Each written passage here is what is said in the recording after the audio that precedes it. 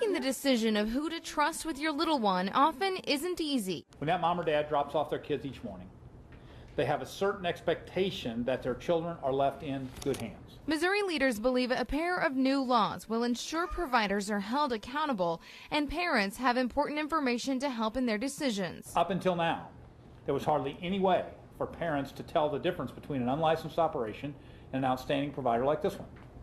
Meanwhile, the state has lacked the authority to intervene and hold unlicensed daycares to even a minimal level of accountability. And folks, that is about to change. The new laws apply to providers that receive any state or federal funding, like the assistance some parents receive to pay for child care. They'll have to comply with basic safety, fire, health, and building codes, have tuberculosis testing, and be subject to unscheduled visits by state inspectors. If you receive state funding, the state is now going to ask you to do some things, which doesn't seem like a bad idea to me. The state will also create a set of quality indicators for child care providers that will be available to parents on a public website. Parents just want to do what's right by their kids, and sometimes they don't have, the information that they need, and this is going to allow us to be able to provide that for them and for them to make those decisions a little more informed. Linda Russell, KY3 News.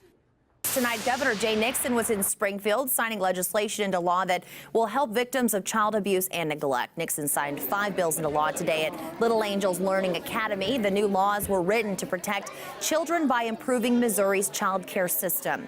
The bills will require all child care providers that receive state or federal subsidies to comply with basic safety, fire, health, and building codes. They will be tested for tuberculosis and will be subjected to unscheduled visits by state inspectors. A hotline will also be established for parents to submit complaints. And when that call is made, we, as leaders of this state, must make sure there is an army of dedicated men and women ready and waiting to take action and stand side by side with local law enforcement and others to bring these children to safe harbor. Additional funding will also be provided in the fiscal year 2015 budget. It'll give the department the opportunity for more support, training, and technology.